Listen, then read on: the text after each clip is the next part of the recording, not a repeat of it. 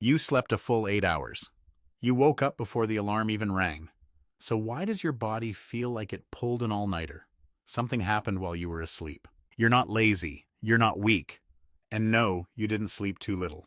You did your part a full 8 hours.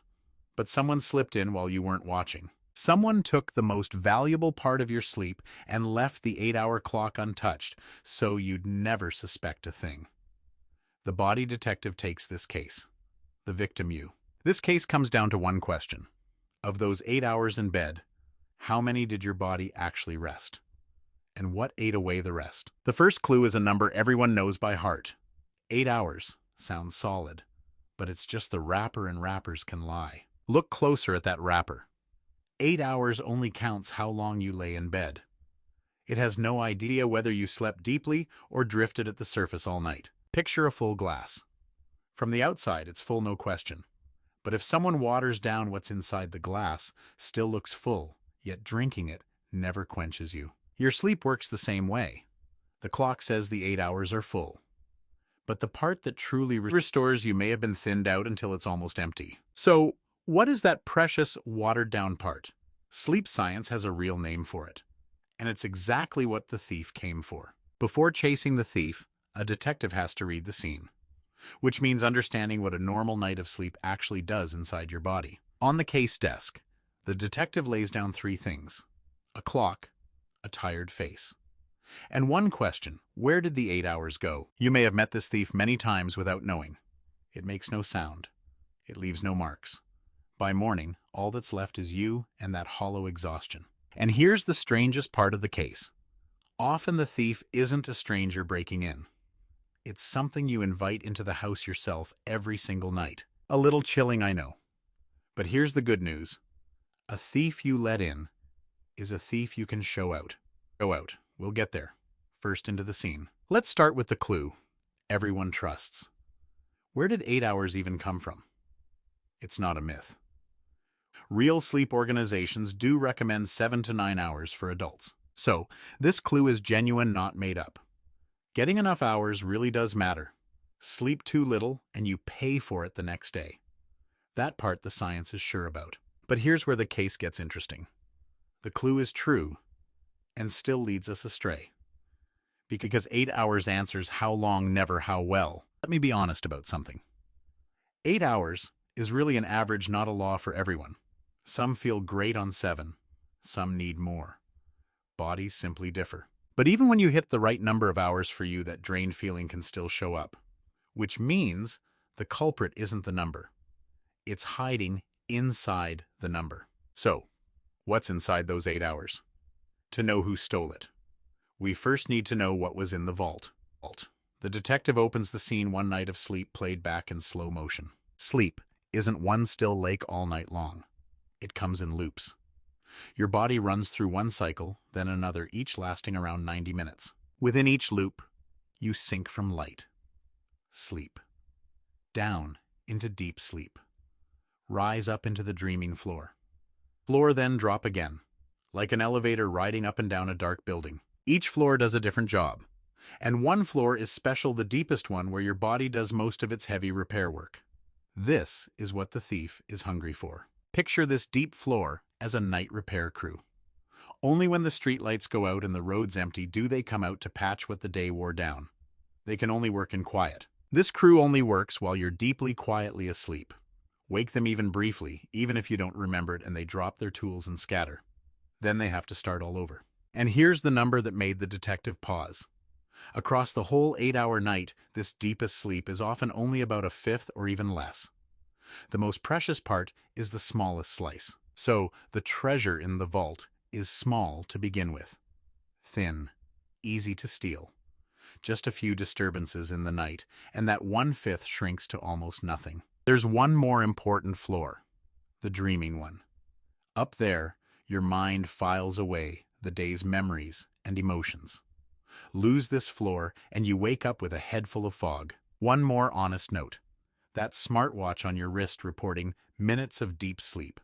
It sounds precise, but it's largely guessing. Don't panic over the number it shows you. So, instead of trusting the watch's number, the detective trusts the clue in your own body.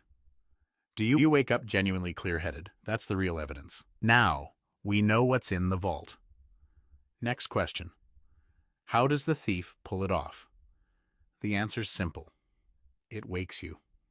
Over and over. So, briefly, you never even notice. Science calls these micro-arousals. Your brain surfaces for a few seconds, then drops back, and you remember none of it. But the night repair crew has to abandon their work every single time. Imagine trying to sleep while someone flicks the lights on for 1 second every 10 minutes. In the morning, you'll still say, "I was in bed 8 hours." True, but you never really rested. That's the thief's whole trick. It doesn't steal your hours, the clock still reads 8. It steals continuity. It shreds your sleep into 100 little pieces. 8 hours chopped into 100 pieces is worth less than 3 unbroken ones. The repair crew needs a long, quiet run to reach the deep floor. Keep interrupting them, and they're stuck up in the shallows. Now, the picture of the case is clearer. The victim, your deep sleep. The weapon, those tiny awakenings. And the culprit, whoever causes them, is still hiding its face. On the corkboard, the detective pins up a row of suspects. One you swallow in the afternoon, one you pour in the evening, and one that lives quietly right inside your own throat. Each suspect wrecks your sleep differently. One blocks your descent to the deep floor. One drags you out of the dreaming floor. One makes you stop breathing without you ever knowing. The most alarming suspect is the one living in your throat. It's unbelievably common, yet most people carrying it have no idea. We'll interrogate it later. But before naming each suspect, the detective does what any fair investigator does. Check whether we're pinning the blame on sleep unfairly in the first place. Because there's an innocent explanation too. Some mornings you're not sleep deprived at all. The alarm just yanked you out of the deepest floor right while the repair crew was mid-task. That feeling has a name: sleep inertia. Heavy head, gritty eyes, limbs that haven't booted up yet. But it usually fades within about half an hour. This one's been wrongly accused. So, here's the detective's first test. If you're sluggish for the first half hour and then feel fine, your sleep may be okay. You just woke on the wrong beat. Don't rush to accuse. But if the tiredness drags through the whole morning, still foggy by noon, day after day, that's not a mistimed wake-up anymore. That's a sign someone is draining your sleep every night. See, this case isn't simply slept enough or slept too little. It has layers. Peel off the outer one and you find the next. And we've just peeled the first. The first layer is clear. The problem isn't the quantity of hours, but the quality inside them. Whether the night crew got to work in peace. Hold on to that. The next layer is a question: who's disturbing the repair crew? On the corkboard, the row of suspects is waiting. The detective pulls up a chair and switches on the desk lamp. But a good detective doesn't convict on a hunch. Every suspect has to be checked against real evidence, studies, and data, not rumors online. That's the work of the next stage. And the detective makes one promise where the evidence is thin, I'll say so plainly. No inventing drama. Even an "I don't know yet" is worth more than a tidy accusation that's wrong. So the scene is set, and the suspects are lined up. Now it's time to call each one in and question it with evidence. The first suspect is something you hold in your hand almost every day. Suspect number 1. Steps into the light, a cup of coffee. Looks harmless, smells wonderful. Everyone loves it. But don't be fooled by the face. The culprit is usually the one you trust most. To understand caffeine's trick, you need to know how the body gets sleepy. All day, a chemical called adenosine builds up in your brain. The more of it, the heavier your eyes feel. It's the brake that tells you to rest. Caffeine's trick is simple but sly. It doesn't remove the adenosine. It just slips into the very keyhole adenosine needs to plug into, so the brake never catches. You feel awake even though your body is actually tired. Sounds like a clever hack. Here's the catch. Caffeine lingers for a long time. On average, it takes about 5 hours for just half of it to leave your body. The other half is still in there. Let's do the crime scene math. You drink a coffee at 3 in the afternoon. By 8 in the evening, half is still in your blood. By around midnight, a fair amount is still wandering your brain. Now connect it to the scene we built. The night repair crew needs quiet. But leftover caffeine keeps whispering, "Don't sleep deeply," in your ear. The result: you do sleep, but the deep floor gets shaved thin. Here's the sneakiest part. You still fall asleep. You still log your 8 hours. So you'd never suspect yesterday's afternoon coffee. The thief's genius is leaving the scene looking perfectly ordinary. There's a study that gave caffeine 6 hours before bed and measured sleep. Even that early, it cut measured total sleep time. 6 hours before bed means roughly the afternoon, not even a nightcap coffee. Notice how the detective phrases it. Not, coffee ruins everyone's sleep. But late caffeine in many people lowers measured sleep quality. Measured conditional careful. Why so careful? Because everyone processes caffeine differently. One person drinks espresso at 9 at night and sleeps fine. Another sips afternoon tea and tosses till late. Much of that difference is in your genes. Some people carry a liver version that clears caffeine fast. Others clear it slowly, so it lingers much longer. Same cup, two different fates. So, the detective says it plainly. Here, science hasn't drawn one line that fits everyone. There's no single coffee curfew that's right for all. On this point, you have to be your own detective. Verdict on Suspect 1. Caffeine isn't innocent, but it's not the mastermind either. It's a familiar accomplice. It steps back into the shadows. And suspect number 2 walks out. Suspect number 2 is craftier because it disguises itself as a good friend. This is the drink before bed. Many people believe it helps them sleep better. And true, it does help you drift off faster. This is the perfect trap. Alcohol makes you drowsy, so you're asleep the moment you lie down. You think, see, it works. But the detective knows one thing: the real crime happens in the second half of the night. In the first half, alcohol pins you down. But once your liver finishes processing it, your body rebounds. In the second half, sleep shatters you wake, you turn, you drift half-conscious. The repair crew gets thrown out again. Alcohol also targets the dreaming floor specifically. It squeezes that floor shut in the first half of the night. And that's the floor where your mind tidies up emotions. So you wake up irritable and heavy-headed, even after sleeping deeply. So the testimony, "alcohol helps me sleep," is only half true the first half of the night. In the second half, it's the wrecker. This is the most dangerous kind of suspect, one that hides a big crime behind a small favor. Oddly, this suspect leaves very clear evidence. In sleep labs, they measured it. Drinking before bed fragments the second half of sleep noticeably more. Not a feeling, an actual measurement. But the detective stays fair. One glass of wine with a weekend dinner isn't a death sentence for your sleep. The problem is drinking regularly right before bed, night after night. Dose and timing are what matter. The first 2 suspects share something: you let them into the house yourself. Afternoon coffee, evening drink. The good news: what you invite in, you can show out. But the third suspect is entirely different. The third suspect isn't something you invited in. It already lives inside your body, right in your throat. It strikes hundreds of times a night, and most people who carry it have no idea. It usually starts with a familiar sound: snoring. Many treat snoring as no big deal, even a punchline. But to the detective, snoring is sometimes the sound of a crime in progress. Let me be clear right away.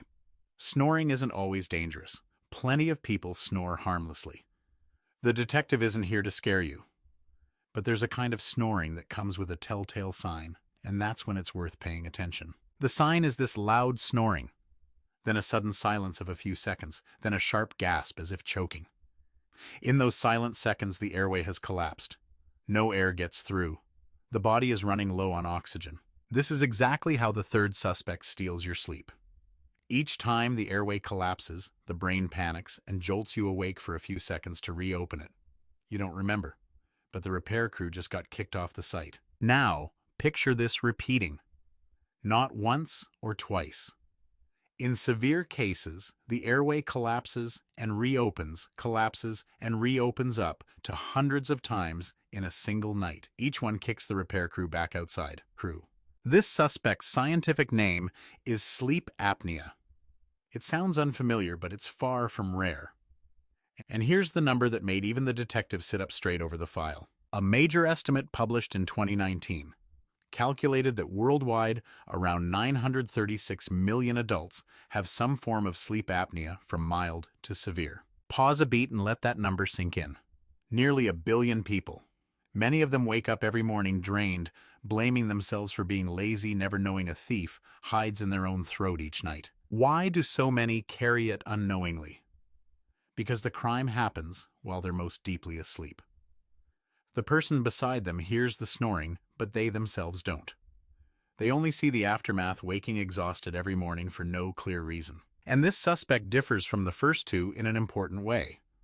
Caffeine and alcohol mostly erode sleep quality.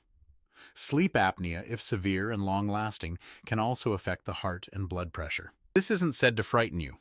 It's said so you understand why the detective treats this suspect far more seriously. This is no petty pickpocket. If it truly is this one, it's a case worth handing to the right authority. So, how do you know if you're this one's victim? The detective can't diagnose through a screen, and you shouldn't self-diagnose either. But there are a few clues you can watch for yourself, like a list of things to flag. Clue 1. Someone has told you that you snore loudly, then stop breathing, then gasp. Clue 2. You wake with a dry mouth and a dull headache.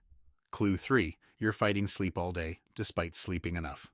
If several of these clues regularly ring true for you, that's not a verdict. It's just a solid reason to bring this case to a doctor. There are sleep tests that can measure this precisely. And here's what the detective most wants you to remember about this suspect. It's a treatable one. Once properly diagnosed, sleep apnea has effective treatments. It's not a life sentence for your sleep. 3 suspects have been questioned. But a good detective doesn't stop at the obvious ones. There are smaller accomplices rarely noticed that also help drain your sleep each night. First accomplice, the blue light from your phone late at night. Your body uses darkness as the cue to release a time-to-sleep hormone. A bright screen tricks that internal clock. But here the detective has to be honest again. The level of blue light needed to truly shift your body clock is often higher than we assume. The bigger problem may not be the light's color, but that you stay up late scrolling. Second accomplice, a bedroom that's too warm. To descend into deep sleep, your body temperature needs to dip slightly. A hot, stuffy room traps that heat, so your body keeps struggling and can't sink deep. The quietest third accomplice, irregular timing. If you sleep at a different hour every night, your internal clock never knows when to get ready. It keeps getting caught off guard, and the repair crew clocks in late. Notice what these 3 small accomplices share. None of them steals your hours. Each only makes sleep shallower, more broken later to arrive. The exact method of the main thief. The picture of the case is nearly complete now. There's no single culprit. There's a gang, each member skimming a little sleep quality, leaving the intact 8-hour clock behind as an alibi. Before the announcement, the detective repeats the promise. Everything said here is to help you understand your body, not to sentence yourself. If you truly suspect something, don't guess. Alone take the clues to a professional. Now we have enough to answer the question that opened the case. Who stole your sleep, even after a full 8 hours? The answer isn't a name. It's a mechanism, and we're about to bring it into the light. Remember the full but watered-down glass from the start of the case. Now you understand who diluted it and how. The 8-hour glass is still full. It's just that the richest part inside has been drained away. This case is the trickiest kind. Not a wholly false belief, but a half-true one. I slept 8 hours is right on the time axis, but leaves out the entire quality axis. We've just peeled the final layer. But solving the case is only half the job. Knowing who did it isn't enough. What you actually need is starting tonight. What can you do so the night crew gets to work in peace? This is the detective's favorite part, so don't go anywhere. The final part isn't theory. It's small, concrete things you can do this very night to win back the sleep that was stolen. The detective's prescription begins now, before the prescription.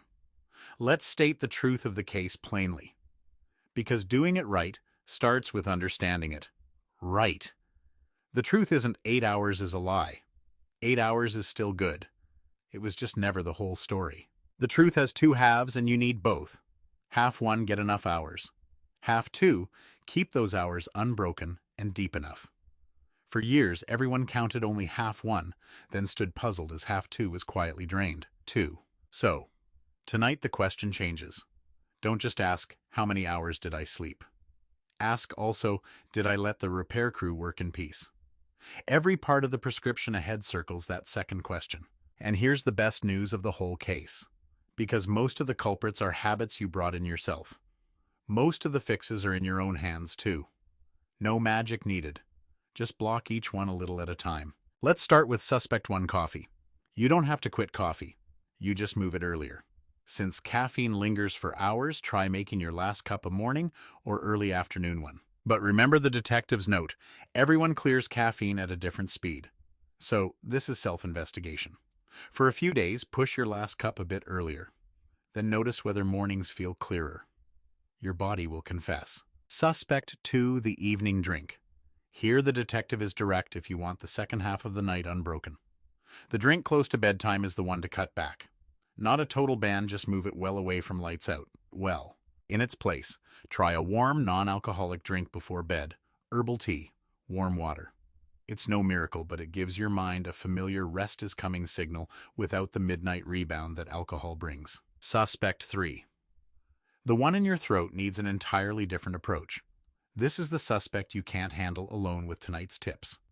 If you have the clues we listed, the right move is to bring them to a doctor. Don't hold back thinking, I'm probably overreacting. Remember the nearly a billion number. So many of those people lived worn down for years simply because they hesitated to ask. One question to a doctor is far cheaper than years of exhaustion. Now, the small accomplices. And this is where you win most easily. The light and late scrolling accomplice. The fix isn't buying blue light glasses, it's simply putting the phone down earlier. A small but effective trick. Charge your phone in another room or out of arm's reach. Not because of the light, but because distance makes it harder to reach for just 5 more minutes, the 5 minutes that usually becomes an hour. The warm room accomplice. Lower your bedroom to a little cooler. Your body needs that slight temperature dip to reach the deep floor. A cool room with just right bedding often helps the repair crew sink down faster. The irregular timing accomplice. And this may be the strongest medicine, the one few expect. Try to sleep and wake at close to the same time every day, weekends included. Your internal clock loves regularity more than almost anything. Why is regularity so powerful? Because it lets your body clock predict ahead. When your body knows for sure what time you'll sleep, it prepares the hormones and cools you down right on cue. The repair crew clocks in on time, no delays. You might be thinking, that's a lot to change. Don't carry it all at once. The detective doesn't hand you the whole stack of files. Pick just one suspect closest to you tonight, block it, then deal with the next one next week. Wondering which one to block first? Listen to your body's confession. Do you often drink coffee late afternoon? Start there. Do you scroll your phone till late? Start there. The most obvious culprit is usually the easiest to block. And once you've blocked one, do what the detective always does, track the result. A few nights later, ask yourself, do mornings feel even a little clearer? You're the only one who can read this particular evidence. There's a group this case needs to address directly, those who work night shifts or care for small children. For you, unbroken sleep is a luxury, and it's not your fault. Don't blame yourself for something you didn't choose. For you, the prescription is gentler reclaim whatever small pieces you can. A well-timed, short nap. A dark, cool room when you do get to sleep. It can't be perfect, but each small piece still lets the repair crew get a little done. Here's a trick the detective likes because it's simple and real morning light. Step outside for a few minutes of early sun after you wake. It won't fix last night, but it resets your internal clock for the night ahead. Why does morning sun set the clock?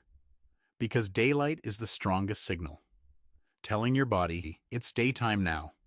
Catching early sun helps your body calculate the right time to feel sleepy tonight. Now let's gather the whole prescription into one memorable image.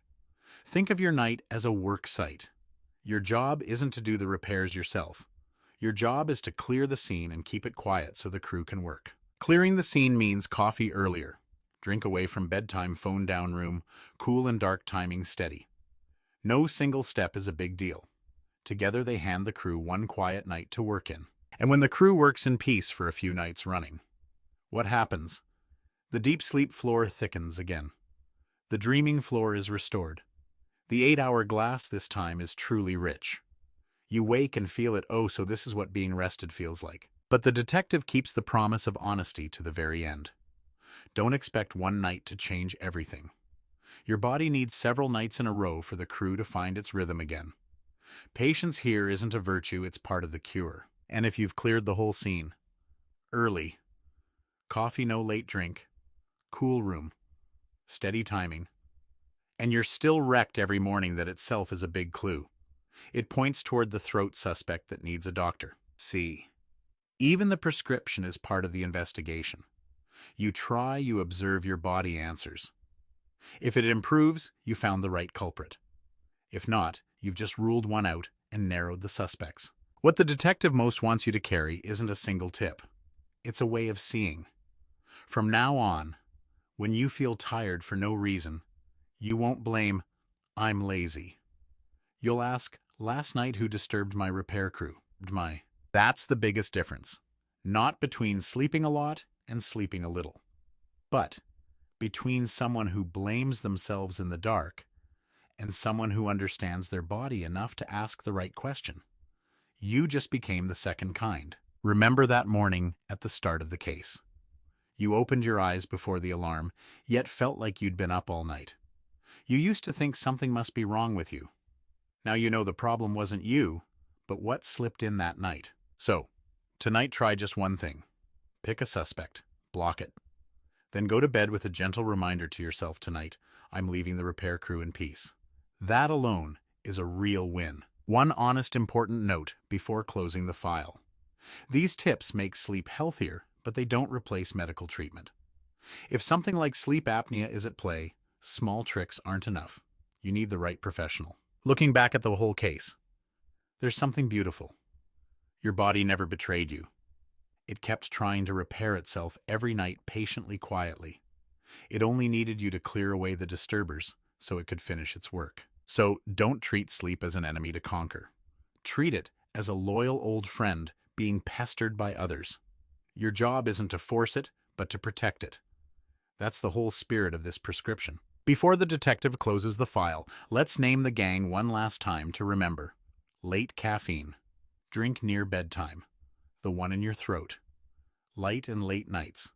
A warm room. Irregular timing. 6 names. 5 of those 6, you can block yourself tonight. The 6th, the one in your throat, you don't block alone, but you know when to call for help. All 6 you can now name. And the 8-hour clock, misunderstood all case long, is cleared too. It never lied to you. It was simply never given the job of telling you what's inside.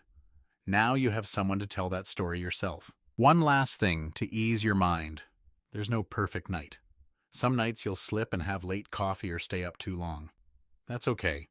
This case doesn't demand perfection, it just invites you to understand and adjust gradually. The case closes, but the detective leaves you the most important thing, the magnifying glass. From now on, whenever your body sends a strange signal, you can look for yourself. No panic, no self-blame, just curiosity and a search for clues. Did you notice through this whole case the detective never sold you anything? No pills, no gadgets, no magic. Because the truth is, most of the ways to win back your sleep are free and were always in your hands. Maybe tonight you won't change anything, yet you'll only have understood. That's enough. Understanding is the first step and the hardest one. The rest, you have all the nights ahead to work on slowly. Next time someone brags, "I got a full 8 hours," you'll smile knowingly. 8 hours is a good question, not an answer. The answer is on the inside in the quality of those hours. The body detective closes this file. But your body opens a new case every day, a headache, a strange craving, an afternoon energy crash. Each signal is a clue waiting for you to read it. So keep that kind curiosity toward yourself. Your body isn't an enemy to fight, it's a story worth understanding. And you've just learned to read its first chapter, your own sleep. And an honest note to close on. This video is general information, not medical advice. Please talk to your doctor for a diagnosis and treatment that fit your situation. Your body deserves to be truly heard by a real person. Now, back to the exact question that opened this case. You slept a full 8 hours, yet you woke like you'd been up all night. What happened while you slept?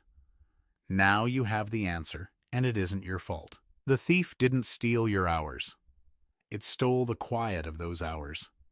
It shredded your unbroken sleep into fragments, thinned the deep floor, and left the 8-hour clock intact so you'd never suspect a thing. But now, you know the thief's face. You know which door it comes through and how to lock that door. Tonight, when you lie down for the first time, you're not a bewildered victim. You're the guardian at the door of your own sleep. So, tonight let your body truly rest. Choose one door, lock it, and close your eyes. The repair crew is already waiting, and this time you give them a whole quiet night. Sleep well, really well.